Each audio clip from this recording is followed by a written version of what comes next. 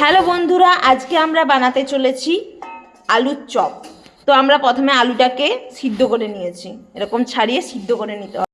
তো আমরা এখানে অল্প পরিমাণ আদা ঝুড়ে নিয়েছি, সাথে নিয়ে নিচ্ছি লঙ্কা কুচি, পেঁয়াজ কুচি এবং রসুন কুচি।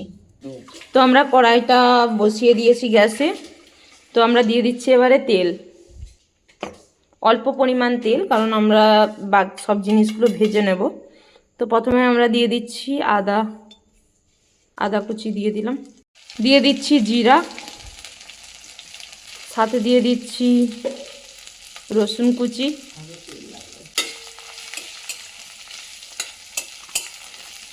এগুলো প্রথমে ভালোভাবে নেড়ে নিতে হবে। তো হালকা একটু ভাজার পর আমরা দিয়ে দিচ্ছি পেঁয়াজ কুচি,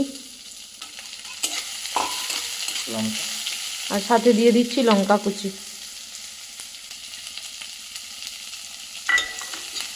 ভালো করে ভেজে নেব। তো আমাদের মশলাটা প্রায় তৈরি হয়ে গেছে। এরকম ভাজা ভাজা হয়ে গেলে এটাকে আমরা তুলে নেব। এরপর আলুতে দিয়ে দিচ্ছি অল্প পরিমাণ লবণ, মানে প্রয়োজন মতো। তো এবারে আমরা আলুটাকে ভালোভাবে মাখিয়ে নেব এই মশলাটার সাথে।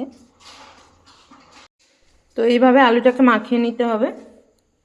এরপর আমরা একটা ছোট বাটিতে বেসন নেব এবং যে আলুর যে মশলাটা তৈরি হয়েছে এটাকে এরকম করে গোল করে এতে একবার ডুবিয়ে নিয়ে, মানে মাখিয়ে নিয়ে হাত দিয়ে এরকম করে গোল করে নিতে হবে। গোলটা আপনারা আপনাদের যতটা বড় করতে চান সেই হিসেবে করতে পারেন। দিয়ে এরকম একটা টিস্যু পেপারের ওপর বা খবরের পেপারের ওপর আপনারা রেখে দেবেন। তো আমাদের এটা রেডি হয়ে গেছে। এবারে আমরা এটাকে ভেজে নেব। একটা বাটিতে আমরা নিয়ে নিয়েছি কিছু পরিমাণ, একটু বেশি করেই বেসন নিয়েছি। তার সাথে দিয়ে দিচ্ছি হলুদ এবং লবণ, সাথে দিয়ে দিচ্ছি একটু খাবার সোডা। তো এবারে আমরা বেসনটাকে মাখিয়ে নিচ্ছি।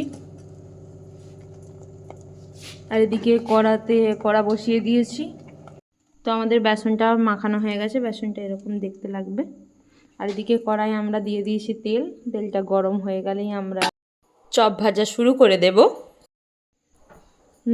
তো আমরা প্রথমে আলুর যে মশলাটা দিয়ে বানিয়েছিলাম গোল গোল, সেটা বেসনে মাখিয়ে নিয়ে গরম তেলে ছেড়ে দিচ্ছি। কি বলবো, আরও একটা দিয়ে দিচ্ছি সাথে। এখানে আপনারা প্রয়োজন মতো দিয়ে দেবেন। তো একটু গরম হয়ে গেলেই এগুলোকে উল্টে নিতে হবে। তো আমরা চপগুলোকে উল্টে নেব এরকম করে।